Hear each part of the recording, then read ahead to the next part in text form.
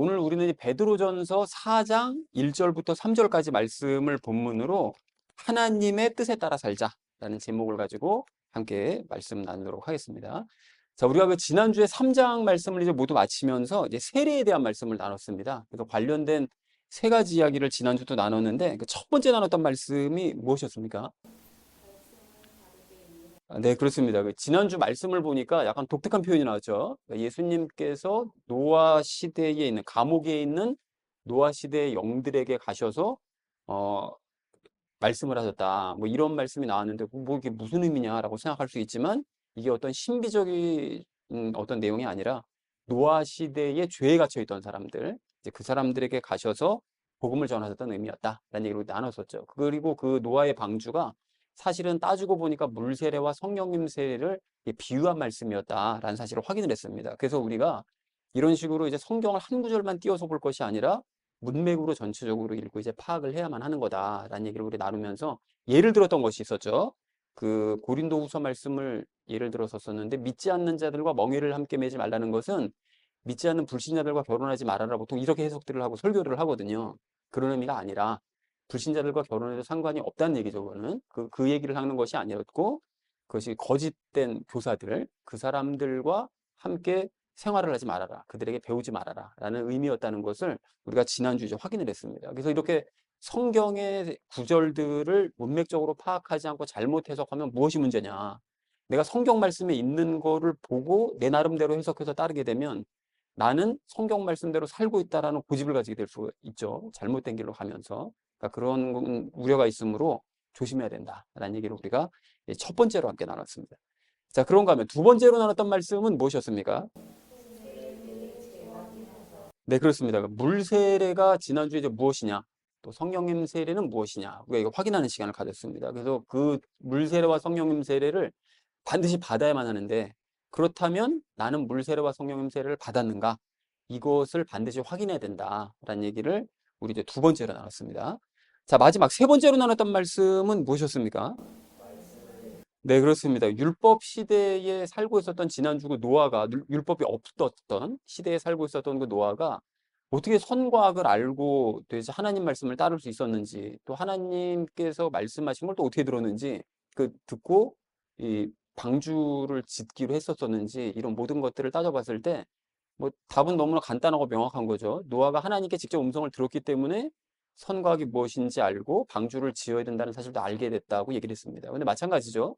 지금도 하나님의 음성을 들어야만 우리가 선과 악이 무엇인지, 왜 세례를 받아야 되는 건지, 세례의 의미는 뭔지 이걸 우리가 알 수 있다고 그랬습니다. 하나님의 음성을 어떻게 하면 들을 수 있느냐? 당연히 성경 말씀을 읽어야겠죠. 성경 말씀을 읽음으로써 들리는 하나님의 음성을 들어야 우리가 왜 세례를 받아야 되는 것인지, 세례 받으면 어떻게 되는 것인지 모든 것들을 종합적으로 알 수 있다고 이제 말씀을 드렸습니다. 그래서 결국은 말씀이 아니고서는 물과 성령님 세례를 받는 방법이 없다. 즉 말씀이 아니고서는 구원을 받을 수 있는 방법이 없다라는 사실을 우리가 확인을 하면서 우리가 반드시 성경 말씀을 읽자. 그리고 세례를 받은 이후에 구원받은 이후에도 성경 말씀을 읽음으로써 혼의 구원을 이뤄가야 된다라는 얘기를 우리 마지막 세 번째로 나눴습니다. 자, 그래서 사랑하는 우리 나눔 있는 교회 성도님들 모두는 문맥에 따라서 성경 말씀을 여러분 바르게 읽으셔서 바른 의미를 깨달으시고요. 물세례와 성령님 세례가 무엇인지도 분명히 아시기 바랍니다. 그래서 참된 물과 성령님 세례를 여러분 받으시고 혼의 구원도 이뤄가는 저 여러분 되시기를 다시 한번 주님의 이름으로 간절히 축원드립니다. 지난주에는 우리가 그 나눴던 말씀이 구원의 방법에 대해서 우리가 말씀을 나눴습니다. 그런가 하면 이번 주 말씀은 하나님의 뜻대로 사는 삶에 대해서 말씀을 하십니다. 그래서 이번 주 주제를 이렇게 잡았는데요. 하나님의 뜻에 따라 살자라는 것을 주제로 각절 말씀 읽도록 하겠습니다. 먼저 1절 말씀 함께 읽도록 하겠습니다. 그렇다면 그리스도께서 우리를 위하여 육체로 순환을 겪으셨으므로 너희 자신도 이와 같이 같은 생각으로 무장할지니 육체로 고통받은 자는 죄를 중단하였기 때문이라 라고 말씀하시죠. 자, 여기서 이제 그렇다면이라고 말씀하시는데 여기서 얘기하는 그렇다면 그 앞에 있는 3장 마지막 그 두 절을 얘기합니다. 그러니까 우리가 물 세례와 성령님 세례를 받아서 하늘로 올라갈 수 있는 존재가 되었다면 이런 뜻이 됩니다. 이제 그거를 받는 얘기예요. 하늘로 이제 들어갈 수 있는 사람이 되었다면 무슨 일을 해야 되느냐? 요 아래에 이런 일들을 행해야 된다라고 얘기를 합니다. 근데 요 얘기를 하기 전에 먼저 여기 중간에 보면 이제 육체로라고 얘기하는데요. 이게 뭐 영어로 보면 어쨌든 in으로 되어 있기 때문에 육체 안으로, 육체 안에서라고 이제 해석을 할 수 있겠죠. 우리가 예배 드릴 때도 영과 진리로 예배를 드려야 되는데 사실 영 안에서 진리 안에서잖아요. 원래 뜻이. 마찬가지로 육체로도 육체 안에서 이제 수련을 겪으셨다는 건데 여기서 그리스도께서 우리를 위하여 육체로 수난을 겪으셨다는 것은 이런 얘기죠. 예수님께서 우리의 죄 때문에 육체 안에서 영과 혼의 고난을 당하셨다는 거죠. 실제적으로 예수님께서 육체의 수난을 겪으셨지만, 그죠? 십자가에 달리시면서 육체의 수난을 겪으셨지만, 육체의 고난도 고난이지만 그거보다 더 큰 고난이 뭐라고 그러죠? 그 육체 안에 있는 영과 혼이 진짜 고통을 당하셨다고 그랬었잖아요. 그 의미입니다. 자, 그렇기 때문에 너희도 같은 생각으로 무장을 해야 된대요. 같은 생각으로 무장한다는 건 뭐냐면 죄 때문에 고난을 겪을 수 있다. 요 생각으로 무장을 해야 된다는 거예요. 죄 때문에 고난을 겪을 수 있다는 것을 각오를 해야 된다는 거예요. 이게 뭔 소리냐? 너희가 물 세례와 성령님 세례를 받아서 하늘로 올라갈 수 있는 존재가 되었다면 죄에 휘둘리는 삶을 살면 고난을 겪을 수 있다. 이런 의미입니다. 그래서 뒷절에서 이제 2절에서 관련된 이야기를 또 이제 하는데요. 자, 그래서 육체로 고통을 받는 자는 죄를 중단하였기 때문이라고 말씀하시는데 죄 때문에 영혼의 고난을 겪은 사람은 죄를 중단한대요. 그러니까 죄된 행동을 하지 않는다는 거예요. 이런 특성이 있으므로 하나님께서 고난을 주셔서 죄된 행동을 하면 죄를 중단시키시는 이런 일을 하신다는 것입니다. 그래서 하나님께서는 죄를 중단시키기 위해서 우리에게 고난을 허락하신다. 자, 그러니까 전체적으로 다시 한번 요약을 해보자면 물세례와 성령님 세례를 받아서 하늘로 올라갈 수 있게 된 존재가 된 우리는 죄를 저지르면 안 된다. 죄를 저지르면 하나님께서 고난을 허락하셔서 그 죄를 그만두게 하시려고 우리에게 고난을 허락하실 수 있으므로 그 생각으로 그 죄를 저지르면 고난을 받을 수 있다는 사실을 생각하면서 그걸 무장을 해야 된다. 라고 얘기했다는 것이 이제 1절 말씀입니다. 자, 그래서 1절 말씀을 정리해보자면 이렇게 정리할 수가 있겠는데요. 예수님께서 죄 때문에 영혼의 고난을 겪으셨으므로 너희도 그럴 수 있다는 사실을 각오를 해야 된다. 죄 때문에 고난을 받은 사람은 죄를 중단하기 때문이다. 그렇기 때문에 그렇게 중단이 되기 때문에 하나님께서 우리에게 고난 허락하실 수 있다. 죄를 저지르면. 그래서 관련된 이야기를 2절에서 하고 있습니다. 2절 말씀 함께 읽도록 하겠습니다. 이는 그가 더 이상 그의 육체 안에 있는 자신의 남은 시간을 사람들의 정욕들에 따라 살지 아니하고 다만 하나님의 뜻에 따라 살게 하려 함이라 라고 말씀하시죠. 자, 이는 이라고 얘기하는데 죄 때문에 고난받을 수 있음을 각오하라는 것은 이라고 그런 의미입니다. 그리고 나머지 얘기를 하고 있는데 그가 즉 고난을 받은 사람이 죄를 저질러서 고난을 받은 그 사람이 육체 안에 자신의 남은 시간, 그러니까 육체 안에서 살아갈 수 있는 남은 시간이죠. 인생의 그 남은 시간, 내가 육체 안에서 살아갈 수 있는 그 인생의 그 남은 시간을 정욕에 따라 사는 게 아니라 하나님의 뜻에 따라 살게 하려고. 그래서 고난 주신다는 거예요. 그래서 죄에 휘둘리지 않게 하려고. 그래서 하나님의 뜻은 여러분 잘 아시는 것처럼 요한복음 6장 40절 좀 이따도 또 말씀 나눌 건데 예수님을 닮는 삶을 의미합니다. 그러니까 우리가 죄에 휘둘려서 정욕들에 따라 사는 것이 아니라 죄를 벗어나서 예수님을 닮는 삶을 살게 하시려고 우리에게 고난을 허락하신다. 그러니까 인생의 남은 시간을 그렇게 하나님의 뜻에 따라 살게 하려고 라고 얘기했다는 것이 이제 2절의 의미가 되겠습니다. 자, 그래서 2절의 의미를 전체적으로 정리를 해보자면 죄 때문에 고난받을 수 있음을 이제 각오하라는 것은 무슨 뜻이냐. 육체 안에서 살아갈 그 남은 시간 동안 세상의 정욕들에 따라 살지 말고 하나님의 뜻에 따라 살게 하려고. 그래서 너희가 죄를 저지르면 고난을 각오해야 되는구나 라는 사실을 생각하면서 살아야 된다 라고 말씀했다는 것이 이제 2절의 의미가 되겠습니다. 자, 마지막 3절 말씀 함께 읽도록 하겠습니다. 우리가 음탕함과 정욕들과 폭음과 유흥들과 향연들과 가증한 우상 숭배들 가운데 살아갔을 때 이방인들의 뜻을 이룬 것은 우리 인생의 지나간 시간으로 우리에게 조카도다 라고 말씀합니다. 여기 이제 음탕함은 여러분 이제 호색을 의미하고요. 이제 성적인 것들. 그리고 정욕들은 이제 강한 욕망을 의미하고요. 폭음은 술 많이 마시는 거고요. 유흥들은 뭐 우리 아는 것처럼 흥청대는 그런 삶이 되겠죠. 그리고 향연들은 연회나 이제 진수성찬 차려놓고 이제 먹고 마시는 거예요. 가증한 우상 숭배들 같은 경우에는 우리가 재물을 섬기거나 재물 외에 기타 하나님보다 더 사랑하는 것들을 의미하는 거죠. 하나님보다 우선하는 것들. 이제 그런 것들 가운데 우리가 만약에 이제 살아갔을 때, 과거의 얘기잖아요. 과거에 이러이런 삶을 살아갔을 때 그 이방인들의 뜻을 이룬 것은이라고 얘기합니다. 이방인들의 뜻이 뭘까요? 아까 전에 하나님의 뜻은 얘기했잖아요.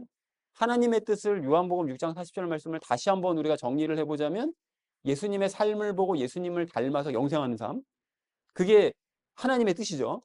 그러니까 요거를 기반으로 똑같이 생각하면 뭐가 될까요? 이방인들의 뜻은 세상 사람들의 삶을 보고 세상을 닮아서 결국 영원한 벌에 처하게 되는 거.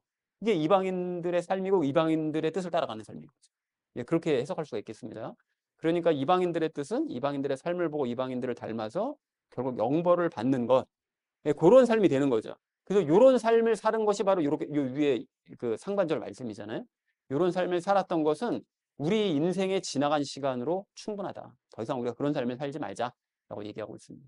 3절을 이렇게 정리해 볼 수 있겠는데요. 우리가 사교육과 강한 욕망과 폭음과 흥청됨과 연애와 하나님보다 우선하는 것들에 빠져 삶으로써 이방인들과 함께 영벌에 처할 뻔했던 그 삶은 지나간 과거로 충분하다.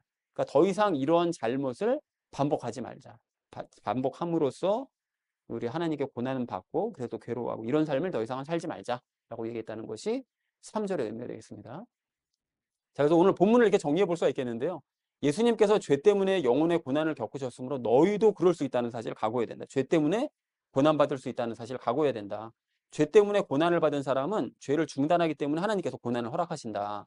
그래서 고난을 각오하라는 것은 육체 안에서 살아갈 그 남은 시간 동안 세상의 정욕들을 따라 살지 말고 하나님의 뜻에 따라 살게 하려고 하나님께서 일부러 그렇게 하시는 것이다. 그래서 우리가 세욕과 강한 욕망과 폭음과 흥청됨과 연애와 하나님보다 우선하는 것들에 빠져 삶으로써 이방인들과 함께 영벌에 처할 뻔했던 그 삶은 지나간 과거로서 충분하니 더 이상은 이런 삶을 우리 살지 말자라고 얘기했다는 것이 오늘 본문 전체의 내용이 되겠습니다.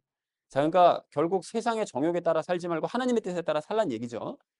자, 그래서 하나님의 뜻과 관련돼서 우리가 오늘 세 가지 이야기를 적용 시간에 나눌 건데 첫 번째는 과거의 삶에 대해서요. 두 번째는 진짜 복에 대해서, 그리고 마지막 세 번째는 하나님의 뜻대로 살기 위한 방법에 대해서 말씀을 나누도록 하겠습니다. 그래서 오늘의 결론이요.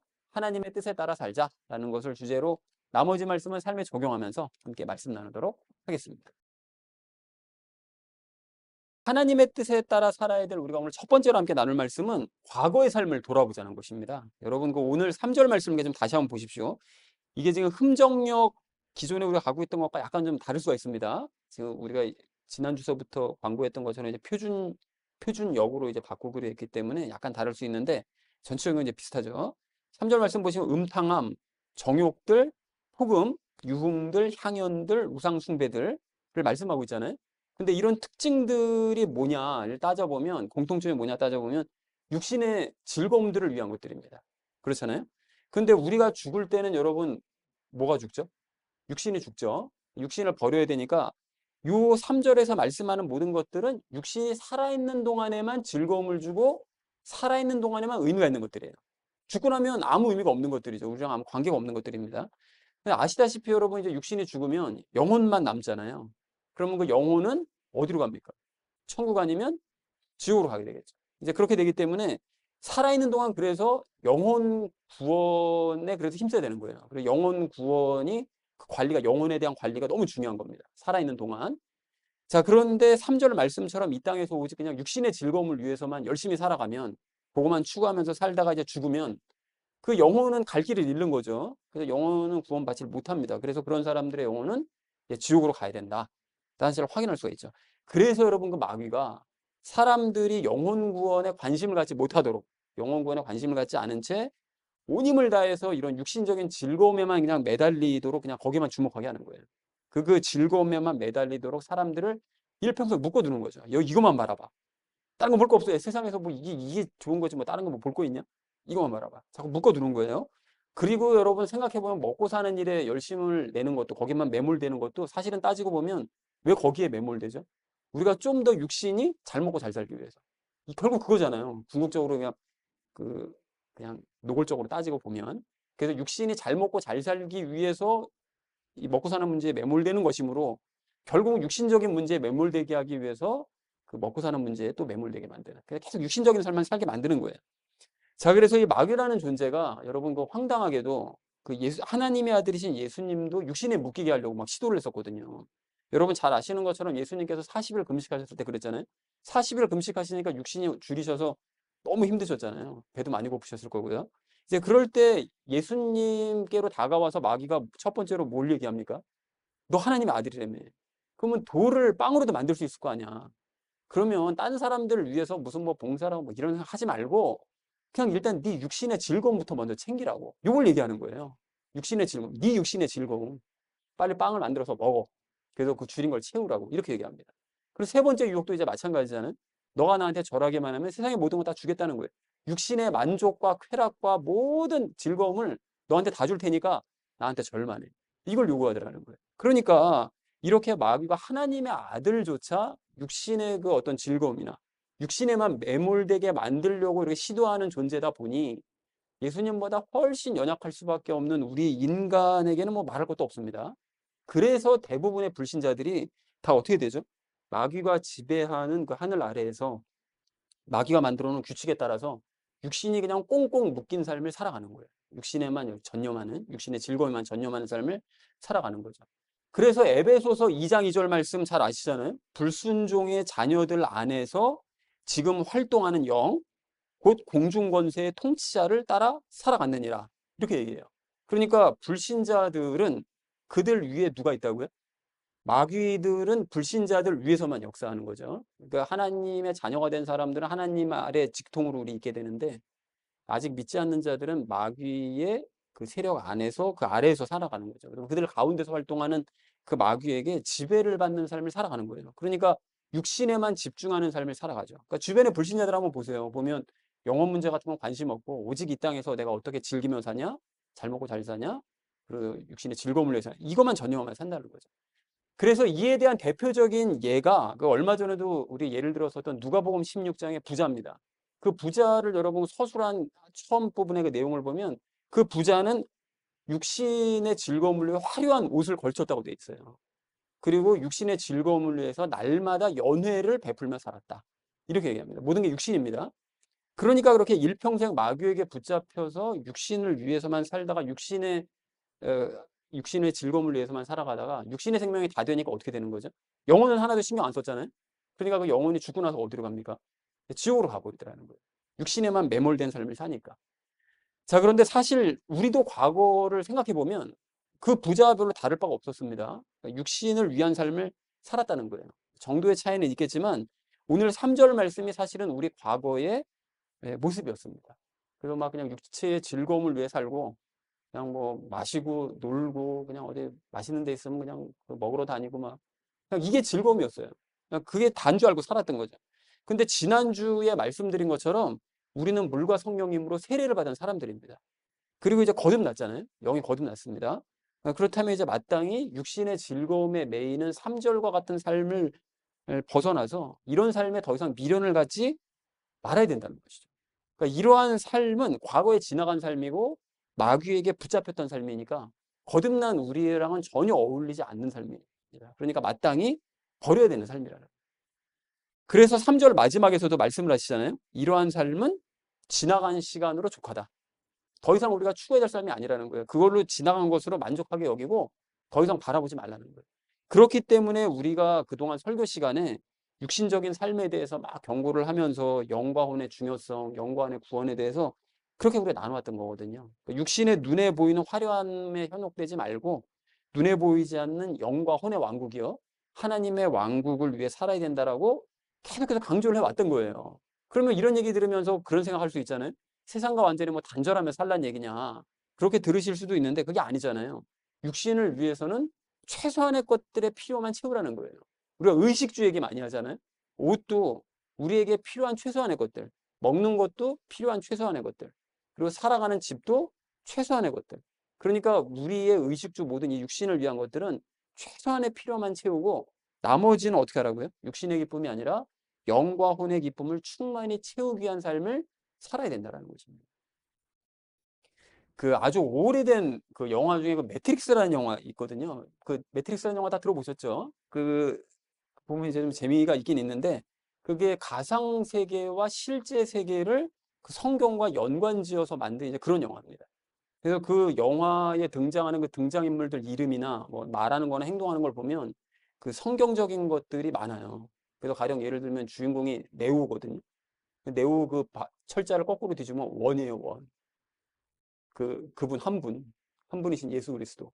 그분을 이제 암시하는 그런 존재로 그런 식으로 곳곳에 이제 영화 곳곳에 그런 걸 이제 숨겨놓은 것들이 있습니다. 근데 어쨌든 이제 아주 오래된 영화라 기억이 가물거리긴 하지만 그 내용이 대충 이제 이렇습니다. 미래의 지구는 항상 그런 사람들이 두려움이 있잖아요. 뭐가 지배해요? AI가 지배하는 거죠. 로봇이 지배하고 막 AI가 지배하고 이제 그런 세상인 거예요. 그리고 인간의 육신은 충격적이고도 AI를 지금 돌리기 위한 그 에너지가 지금 굉장히 중요하다고 얘기를 하잖아요. 전력 문제가 많다고. 근데 모든 세상의 인간들은 다 AI를 돌리기 위한 그 기기를 돌리기 위해 필요한 에너지원으로 사용이 됩니다. 그래서 몸에다가 이제 온갖 전극을 다 꽂아놓고 거기서 이제 에너지를 뽑는 거예요. 한 사람 한 사람을 다 한 곳에 다 모아놓고.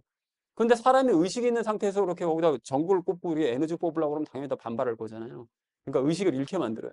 잃게 만들고 AI가 뇌에다가 가상의 세계를 갖다 주입을 합니다. 그러면 그 사람들이 가상의 현실 세계에서 각자의 삶을 다 그 안에서 살아가는 거예요. 근데 본인들은 가상의 삶이라는 걸 전혀 인식하지 못하고 실제 삶처럼 살아가는 거예요. 그렇게 사람들이 거기서 가상 세계에서 열심히 살아가면 살아갈수록 거기서 느끼는 어떤 뭐 감정이나 여러 가지 것들 때문에 이제 영화상에서는 나오는 그 에너지를 이제 빨아내는 거죠. AI가. 그래서 자기 에너지를 이제 삼는 이제 그런 상황입니다. 근데 그 중에 이제 어떤 사람들은 이제 우연찮은 계기로 자기가 살고 있는 세상이 이제 가상세계라는 걸 깨닫는 거예요. 이제 깨닫게 돼가지고 그 가상세계로부터 이제 벗어납니다. 이제 벗어나면 실제 세계를 이제 보게 되는 거예요. 실제 세계를 이제 눈으로 보게 되는데 이제까지 살아왔던 자기의 삶이라는 것이 AI가 만들어낸 그 세상에서 사육되어 왔었던 동물처럼 사육되어 왔던 거죠. 사육되어 왔었던 가짜 삶이고 끔찍한 삶이었다는 걸 깨닫게 되는 거예요. 온몸이 다 왜 그 수지침 박으면 막 이렇게 빼곡하게 바늘 박히잖아요. 그게 온몸에 다 박혀 있는 거죠. 그 모습을 자기 자신을 보게 되는 거죠. 끔찍한 삶이라는 걸 보는 거죠. 그래서 이제 그렇게 깨달은 사람들끼리 서로 연합해서 AI와 이제 맞서 싸우는 이제 조직을 만들게 되는데 문제는 가상세계에서 이제 벗어나잖아요. 벗어나면 그 AI가 그 사람들을 가만두지 않습니다. 그래서 가상세계로 이제 들어온 다른 사람들을 자기가 키우는 그 사람들을 통해서 그 사람들을 통해서 공격을 가하는 거예요. 그러니까 가상세계에서 벗어나는 실제 삶을 살아가면 그 삶이 피곤하고 힘든 삶이 될 수가 있는 거죠. 그런데도 불구하고 깨어난 사람들이 있습니다. 그래서 그 깨어난 사람들 중에 한 사람이 이제 주인공인데 그 먼저 깨어난 사람들이 주인공을 깨워요. 깨워가지고 이 사람들이랑 접촉을 하게 되는데 이 깨어난 사람 중에 리더격인 한 사람이 이 주인공에게 이제 알약 두 개를 제시를 하잖아요. 하나는 파란색 약이고 하나는 빨간색 약입니다. 근데 파란색 약을 선택하면 지금 깨어난 현실 세계를 그냥 잊어버리고 그냥 가상 세계로 다시 돌아갈 수 있는 거예요. 그냥 이 삶이 피곤하니까 너 원래 살던 대로 그냥 편안하게 가상 세계에서 그냥 살아가. 비록 에너지는 AI한테 뽑히며 살지라도 그냥 그게 인생이려니 생각하고 그냥 그렇게 살아. 이게 파란색 약이고요. 빨간색 약은 AI에게 뭐 쫓기고 힘들고 피곤한 삶이 될 수도 있으나 현실 삶을 마주하면서 진짜 삶을 살아갈 수 있는 삶이야. 어떤 삶 선택할래? 딱 이제 물어봅니다. 당연히 주인공이 뭐 선택하겠어요? 빨간색 선택하겠죠. 그래서 빨간색 선택합니다. 그래서 현실 삶이 이제 힘들고 괴롭긴 하지만 그거로 온갖 고난과 어려움을 당하면서도 가상현실 속으로 계속 그렇게 들어가요, 다시. 들어가서 가상현실 속에 살고 있는 사람들을 깨우는 일을 하는 거죠, 그 사람이. 그래서 이게 진짜가 아니다. 깨어나야 된다. 해서 그 일들을 한다라는 내용이 그 매트릭스 전체의 이제 줄거리예요. 자, 그래서 이 영화에 대한 해석들이 뭐 굉장히 많거든요. 2000년대 초반에 나온 영화가 지금까지도 아직 막 그 다양하게 해석도 되고 이렇게 하고 있는데 우리가 살고 있는 이 현실 세계가 사실은 컴퓨터 안에 있는 가상 세계다라고 생각하는 사람들이 그렇게 해석하는 사람들이 많습니다. 그리고 실제로 과학자들도 그렇게 생각하는 사람들도 많아요. 이게 코딩된 세계라고 하지 않으면 설명이 안 되는 게 너무 많다. 근데 그렇게 해석을 하면 설명되는 게 너무 많은 거예요. 그러니까 하나님께서 그렇게 하셨다는 거를 전혀 배제하니까 이제 그런 생각이 나오는 거죠. 어쨌든 그렇게 해석을 하는 사람이 있고 이걸 뭐 정치적으로 해석하거나 철학적으로 해석하는 사람들도 많습니다. 그 외에 다양하게 해석하기도 하고요. 근데 여러분 우리가 잘 아시는 것처럼 플라톤의 동굴 비유 기억하시죠?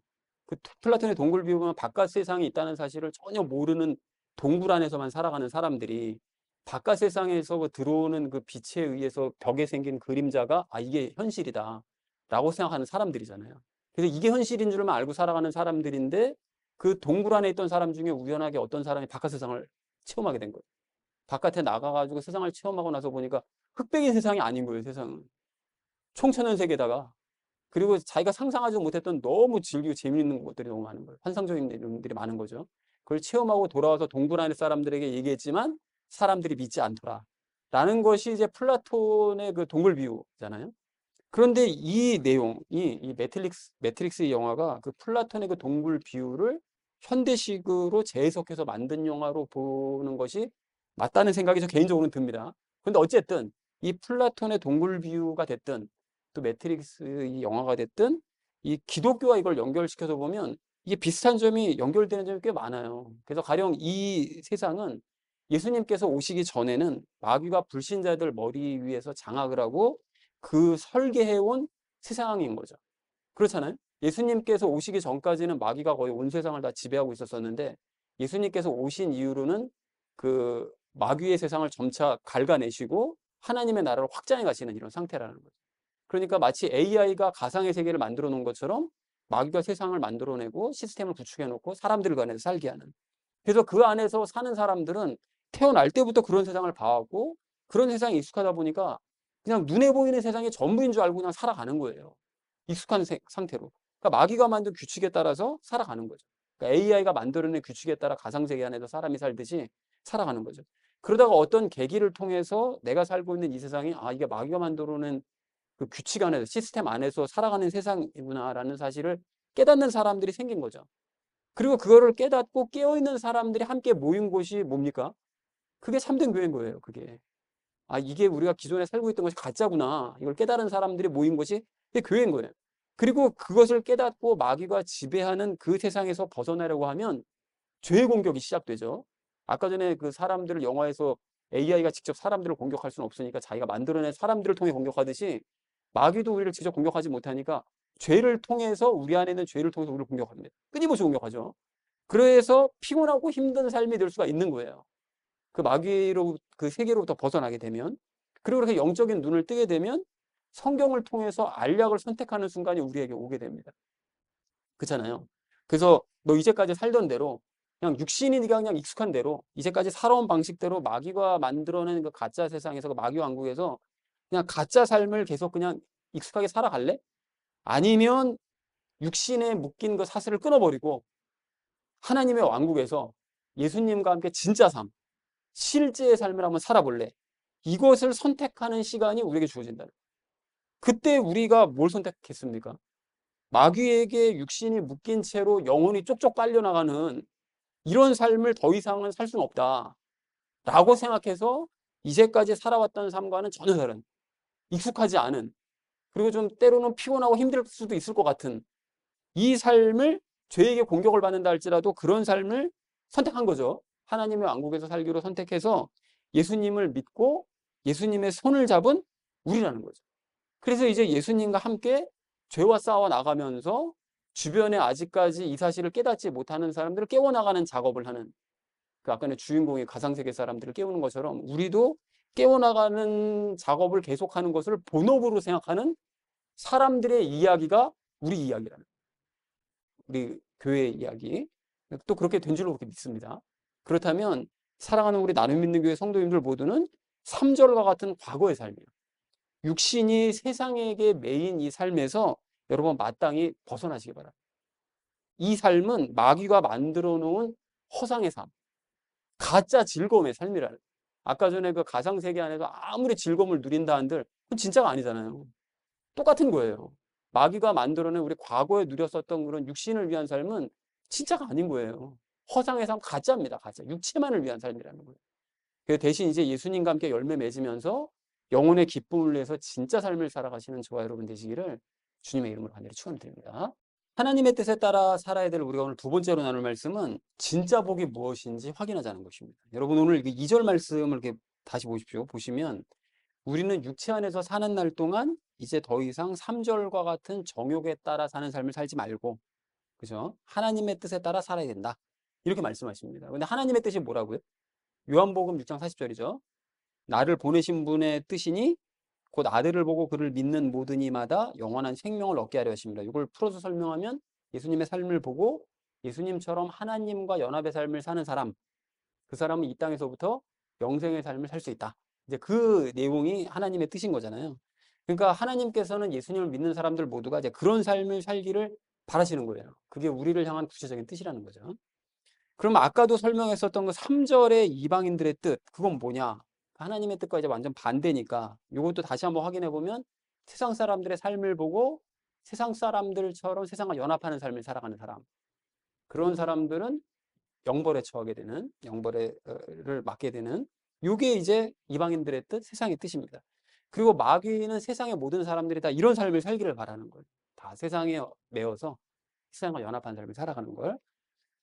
자, 그런데 우리가 방금 적용 1에서 나눈 것처럼 그 이러한 이방인들의 뜻대로 살아가는 삶을 우리도 이제 살았었는데 성경을 통해서 하나님의 뜻대로 살아야 된다는 사실을 깨닫게 된 거죠. 아, 이 삶이 진짜가 아니구나. 진짜 삶은 이거구나. 이걸 깨닫게 된 거죠. 그래서 아까 인용했던 그 에베소서 2장 2절 말씀처럼 마귀가 지배하는 삶을 살았었을 때에는 그 지배에 꼼짝없이 묶여 살던 우리잖아요. 근데 그러다 보니까 뭐 그 육신적인 삶을 세상에 묶여 사는 삶을 살 수밖에 없었지만 지금은 예수님을 믿고 물과 성령님 세례 받아서 죄와 분리되어서 이제 마귀의 하늘로부터 벗어나서 이제 하나님의 왕국으로 하나님께서 지배하시는 그 하늘 아래로 우리가 들어왔다라는 것입니다. 자, 그러니까 우리가 3절과 같은 육신의 유혹을 받잖아요. 그러면 예전에는 그거를 뿌리칠 수가 없었어요. 그 안에서 살아갔으니까, 그 지배하에서 살아갔으니까. 그러나 이제는 그걸 뿌리칠 수 있는 상태가 되었다는 거죠.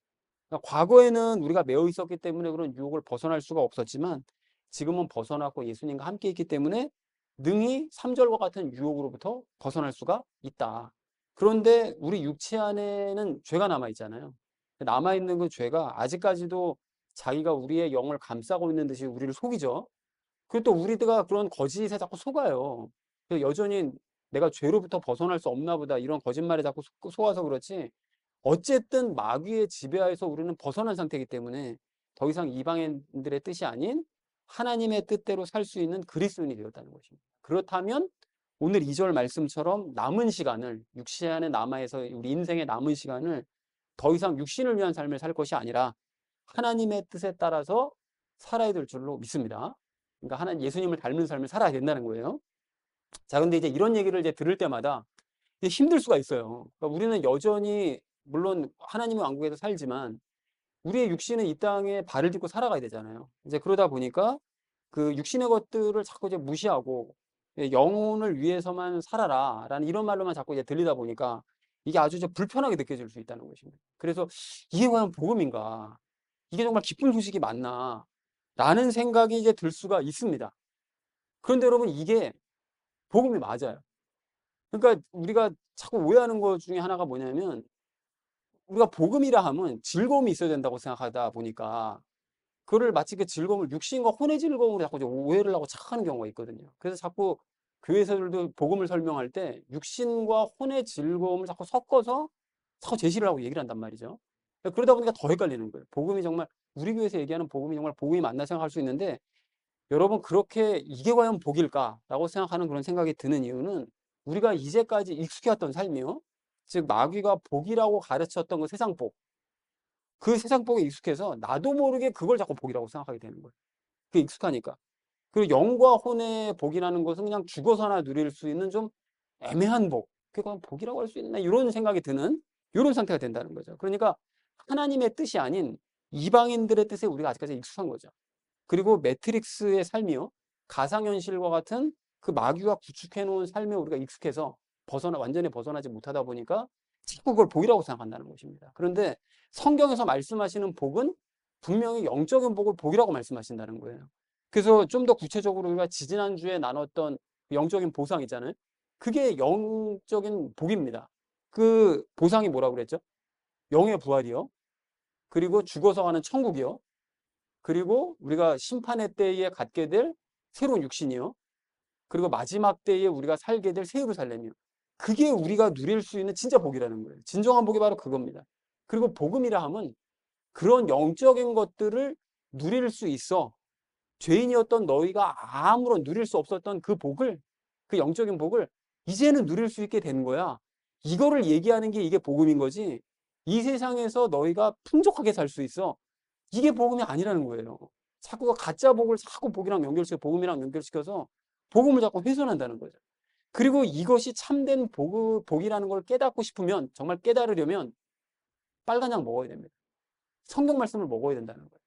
성경 말씀을 먹게 되면 그러면 이제까지 내가 복이라고 생각해왔었던 이 복이 사실은 이 세상적인 복이구나. 이 가상세계에서 누리던 가짜였구나. 이걸 깨닫게 되는 거고 성경에서 말씀하시는 복이 이게 진짜 복이로구나. 라는 걸 깨닫고 진짜로 기뻐할 수 있게 된다는 것입니다. 여러분 그래서 제가 항상 그 예를 드는 그 제자들 있잖아요. 그 제자들을 생각해 보시면 그 답이 금방 보이는데 성령님 세례를 받기 전에 제자들은 그냥 세상의 복을 복이라고만 생각한 거예요. 그래가지고 우리가 이제까지 예수님 3년 반 따라다녔으니까 모든 거 다 버리고 예수님 따라다녔으니까 우리가 보상이 있어야 되지 않겠습니까? 이걸 노골적으로 물어봐요. 그 예수님께서 나를 따르는 모든 걸 다 버리고 나를 따르는 사람들은 이 땅에서 뭐 100배의 복을 받고 뭐 이러면 좋아하거든요, 막. 그 세상적인 뭔가 보상을 받아야만 한다고 생각해서 장관 자리 하나씩은 주셔야 그래도 우리가 이제까지 따라다니는데 어떤 보상을 받는 거지라는 생각을 가지고 그걸 복이라고 생각한단 말이에요. 그래가지고 막 제자들끼리 서로 막 싸워요.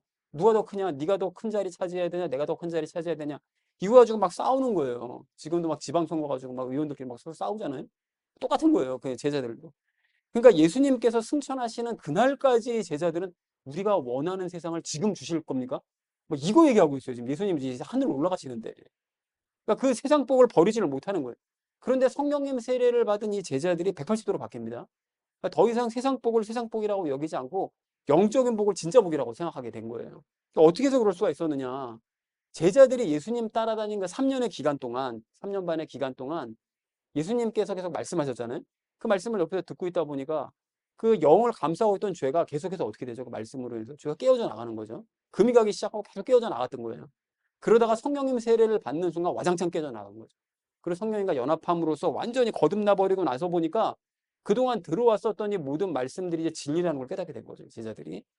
그래서 이제까지 추구해왔던 이 복이라는 것들이 자기가 추구해왔던 복이라는 것이 이 마귀가 만든 세상에서나 누릴 수 있는 가짜 복, 육신만을 위한 복, 그리고 이게 허상이다라는 걸 깨닫게 되고 영의 거듭남, 천국, 새 육신, 새 예루살렘 이것이야말로 자기네들이 받을 수 있는 게 진짜 복이로구나. 이거를 성령님 세례 받으면서 깨닫게 된 거예요. 진짜로. 그래서 제자들이 더 이상 이제 육신을 위한 즐거움을 위해 살아가지 않고 영혼을 위한 복과 기쁨을 위해 살아가면서 그것을 전하는 사람들이 되더라는 거예요. 너희도 깨어나서 이제 의식이 좀 깨어나서 그렇게 헛된 복을 추구하지 말고 진짜 복을 추구하면서 살아야 된다. 이걸 전하는 삶을 살더라는 것입니다. 그리고 그런 복을 전하면서 추구하면서 예수님 닮아가는 것에 큰 기쁨과 감사함을 느끼면서 살아가더라는 것이죠. 그런데 우리도 여러분 물과 성령님 세례를 받고 영이 거듭난 줄로 믿습니다. 그러면 제자들과 똑같이 된 거잖아요. 그럼 우리도 마찬가지로 제자들처럼 진짜 복이 무엇인지를 깨닫고 완전히 변화된 삶을 살아야 마땅한 줄로 믿습니다. 사랑하는 우리 나눔 있는 교회 성도님들 모두는 더 이상 이방인들의 뜻이 아닌 하나님의 뜻대로 살아가시고 육신의 보상이 아닌 영적인 보상을 진짜 복으로 알고 또한 누리시는 저 여러분 되시기를 주님의 이름으로 간절히 축원을 드립니다. 자, 하나님의 뜻에 따라 살아야 될 우리가 마지막 세 번째로 나눌 말씀은 하나님의 뜻대로 살기 위한 방법을 알자는 것입니다. 여러분 오늘 1절 말씀 이렇게 다시 보십시오. 1절 말씀을 보시면 예수님께서는 우리를 위해서 육체로, 즉 육체 안에서 고난을 겪으셨대요. 좀 더 구체적으로 말씀을 드리면 예수님께서는 우리를 죄와 분리시키시기 위해서 우리의 죄를 가져가시고 죄와 연합하셨다고 그랬잖아요. 맞죠? 그 죄와 연합하셔서 육체 안에 있는 영과 혼이 괴로움을 겪으셨던 거예요. 고난을 겪으신 거죠. 그래서 예수님이 그 십자가에 못 박히시기 전에 제자들에게 뭐라고 말씀하시죠? 내 혼이 죽게 되었다. 이런 말씀하시잖아요. 너무 힘들어서 괴로워 죽겠다. 이 얘기 하시잖아요. 그러니까 육체가 괴로운 것이 아니라 그 십자가형을 받기도 전에 내가 괴로워 죽겠다라고 말씀하신 이유는 그 안에 있는 영과 혼이 지금 괴로워 죽으실 정도로 되셨던 거예요. 자, 그래서 일반 1절 그 중반 말씀도 여러분 보시면 그 우리도 같은 생각으로 무장해야 된다. 이렇게 말씀하십니다. 그러니까 예수님께서 죄 때문에 영과 혼의 괴로움을 겪으셨다면 우리도 죄 때문에 그러한 괴로움을 겪을 수 있다. 그런 고난을 겪을 수 있다라는 것을 각오해야 된다는 거예요. 그러면 질문이 생기잖아요. 아니 우리는 죄와 분리가 됐다면서요. 그런데 왜 우리가 죄 때문에 괴로움을 겪어야 됩니까? 라고 생각할 수 있는데 그 분리된 죄가 어디로 갔다고요? 육체 안에 남는다면서요. 그 육체 안에 남은 죄가 일평생 우리를 괴롭히고 방해하는 거죠. 그러니까 마귀가 우리를 직접 건드리지를 못하니까 그 죄를 통해서 우리를 자꾸 괴롭히고 방해하는 거죠. 혼의 구원을 방해합니다. 다시 말해서 우리 육체 안에 있는 죄가 3절과 같은 유혹들로 자꾸 우리를 과거의 삶으로 이끌어요. 야, 이렇게 신앙생활 너처럼 열심히 한 사람은 쉬어도 돼. 놀아도 돼. 옛날로 잠깐 돌아가서 즐기라고. 마셔. 놀아. 제껴 그냥. 이렇게 되는 거예요. 자꾸 유혹을 하거든요, 죄가. 그러면 그때 우리가 죄를 물리치고 2절 말씀처럼 하나님의 뜻에 따라 살려고 하지 않으면 우리의 영혼은 어떻게 된다고요? 고통을 겪을 수가 있다고요. 하나님께서 그렇게 만드시는 거예요. 즉 우리가 세상 죄의 유혹에 빠져서 세상적인 복을 추구하려고 하면 하나님께서는 우리를 가만히 내버려 두시는 것이 아니라 구원받은 자녀가 그냥 막 살게 내버려 두실 수는 없는 거잖아요. 그러니까 우리로 하여금 세상적인 복을 버리고 진짜 복이요. 영적인 복을 선택하도록 우리에게 고난을 허락하시는 거예요. 그걸 도구로 사용하시는 거죠. 그래서 1절 말씀처럼 고난 받으면 죄를 중단하게 되어져 있으니까요. 그걸 잘 아시니까, 그 원리를 아시니까 이 방법을 사용하신다는 거예요. 그래서 여러분 이미 그런 체험을 하고 계시지 않나요? 여러분 이게 과거처럼 우리가 막 뭐 오늘 3절 말씀처럼 그 중에 몇 가지만 예를 들면 막 과도하게 뭐 욕심을 부리거나 아니면은 막 유흥을 막 즐기려고 하거나 막 재물을 탐하려고 하거나 막 이런 마음이 좀 생기면 그 여러분 잘 보세요. 그 어려움 생긴다니까요. 그걸 우리가 민감하지 못해서 그걸 느끼지 못해서 그렇지 그렇게 육신적인 것을 추구하는 삶을 살고 나면 반드시 고난이 따라옵니다. 삶 가운데 어려운 일이 막 생겨요. 그래서 어려운 일이 생기면 뒤돌아보세요. 내가 혹시 육신적인 것을 그동안 추구해오지 않았었나? 그거에 혹시 빠져있진 않았었나? 돌아보시면 거의 틀림없습니다. 그걸 예민하게 느끼냐 못 느끼냐의 차이일 뿐이지 하나님께서 그 일을 하시는 거예요. 그래서 그러한 고난이 싫어서라도 내가 하나님의 뜻대로 살려고 하는 사람들은 하나님께서 다시 어떻게 하신다고요? 제자리로 돌려보내셔서 영적인 복을 누리게 하시는 거예요. 영이 거듭났음에 감사함을 느끼게 하시고 또 우리가 죽어서 천국 갈 수 있다는 사실에 막 눈물을 흘리게 하시고 또 새육신 받고 새 예루살렘에 가서 살아갈 수 있다는 이 사실에 그 소망을 마음 가운데 가득히 만들어 주시는 이런 일을 하시는 거죠. 그러면 계속 그런 삶을 살 수 있느냐? 살다 보면 또 안 그렇거든요. 또 빠집니다. 또 죄의 유혹 받아가지고 여전히 과거의 삶을 막 그리워하고 세상적인 복과 보상을 바라고 이런 삶을 또 살거든요. 그럼 하나님께서는 또 우리에게 고난을 허락하셔서 바른 선택을 하게 만드는 이런 삶이 계속 반복되는 거예요. 그러니까 하나님께서는 이렇게 양쪽의 것들을 반복적으로 체험하게 하셔서 결국은 우리가 어떻게 되기를 바라느냐, 점차. 자발적으로 우리가 세상적인 복을 버리고 영적인 복을 선택하는 사람으로 우리를 변화시켜 가시는 거예요. 점차.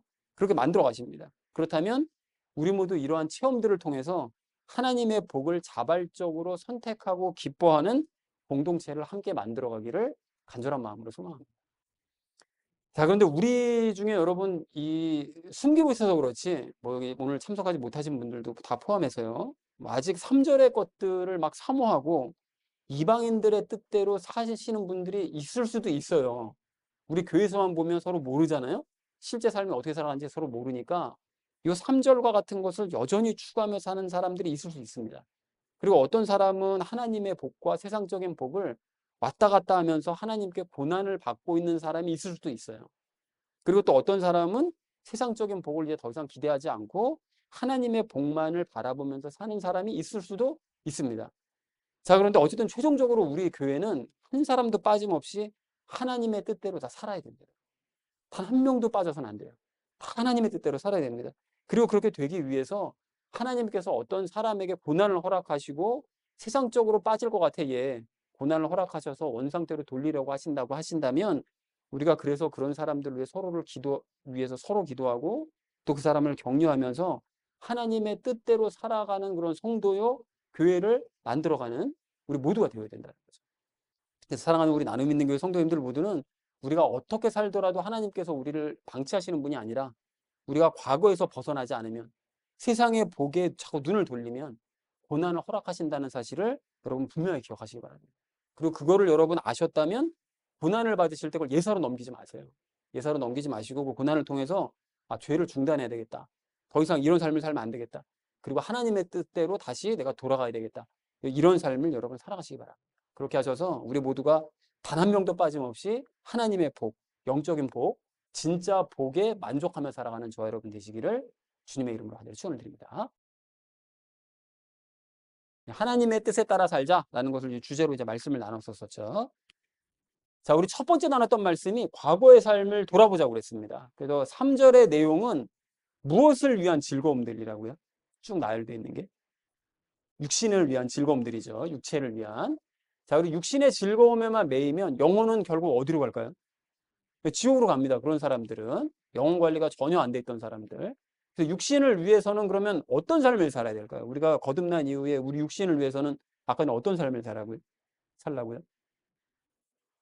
그 하나님의 물론 뜻대로 살아야 되는데 육신을 위해서는 최소한의 것들, 필요한 것들만 채우는 삶을 살아야 된다고 그랬죠. 옷을 위해서도, 먹을 것을 위해서도, 사는 집을 위해서도 최소한의 것만 있으면 만족하자. 그리고 나머지는 영광의 즐거움을 위해 살자라고 얘기했었죠. 자, 그래서 육신이 묶인 삶에서 우리 벗어나서 하나님의 왕국에서 살아가고 예수님과 함께 사람들을 깨우는 일을 행하는, 마치 매트릭스 아까 전에 그 영화를 예를 들었는데 그 영화에서의 그 주인공 같은 삶을 살아가는 우리 모두가 되어지기를 간절히 소망합니다. 자, 우리 두 번째로 나눴던 이야기가 진짜 복이 무엇인지 확인하자고 했죠. 하나님의 뜻이 무엇이라고 그랬습니까? 예수님의 삶을 보고 예수님처럼 하나님과 연합한 삶을 살아가는 그런 사람이 결국 뭘 받는다고요? 영생을 얻는 거죠. 그게 하나님의 뜻이에요. 그게. 자, 그러면 이제 반대로요. 이방인들의 뜻은 뭘까요? 세상 사람들의 삶을 보고 세상과 연합하는 삶을 살아가는 사람들. 그런 사람들은 영벌을 받는다. 영생이 아닌 영벌을 받는다. 요거죠. 그것이 이제 이방인들의 뜻입니다. 이방인들은 그 영벌을 받는 것은 자기 뜻은 아니겠지만 결과적으로 그렇게 되는 거고요. 그러니까 세상 사람들을 보고 세상과 연합해서 살아가는 거예요. 그냥 그게 이방인들이 가지고 있는 뜻인 거죠. 그렇게 되면 거기서 최고로 잘 되는 게 그들의 기쁨이고 보람이잖아요. 예, 그러다가 영벌 받는 거죠. 예. 그리고 마귀는 그렇게 모든 사람들이 다 그런 삶을 살기를 바랍니다. 하지만 우리 하나님은 정반대의 삶을 살기를 바라는 거죠. 예수님처럼 살아가기를 바라는 거죠. 자, 그래서 우리는 육신의 즐거움을 위한 그런 유혹들을 벗어날 수 있는 상태가 되었을까요? 되었습니까? 되었죠. 예, 영적으로 그렇게 된 게 맞아요. 그러니까 우리가 떨쳐버리려면 떨쳐버릴 수가 있게 됐다고요. 그런 상태가 됐습니다. 그러니까 예수님께 구하기만 하면 떨쳐버릴 수 있어요. 근데 자꾸 과거에 익숙하니까 그 삶에 머물고 싶어서 그런 거지 떨쳐버릴 수 있습니다. 자, 그래서 세상적인 복을 진짜 복이라고 생각하게 되는 이유가 뭘까요? 익숙하니까 그렇죠. 자, 과거에 익숙하니까. 그게 이제까지 그냥 들어왔고 이게 복이라고 생각하니까 들어왔으니까 그게 익숙한 거예요, 우리가. 이제 버려야 됩니다, 그 생각을. 그러니까 우리가 추구해야 될 진짜 복이 뭘까요? 영적인 복입니다, 영적인 복. 구체적으로 예를 들면 영이 거듭난 거, 기뻐하는 거고요. 천국 가는 거, 그리고 새 육신, 새 예루살렘 받는 거. 이거를 기뻐하는 거, 이게 진짜 복인 거예요, 우리가 받을 수 있는. 자, 진짜 복을 깨달으려면 그래서 뭘 해야 된다고요? 말씀 읽어야죠. 빨간 약 먹어야 됩니다. 그리고 깨어나야 돼요. 말씀을 읽어서 먹어서 깨어나야 됩니다.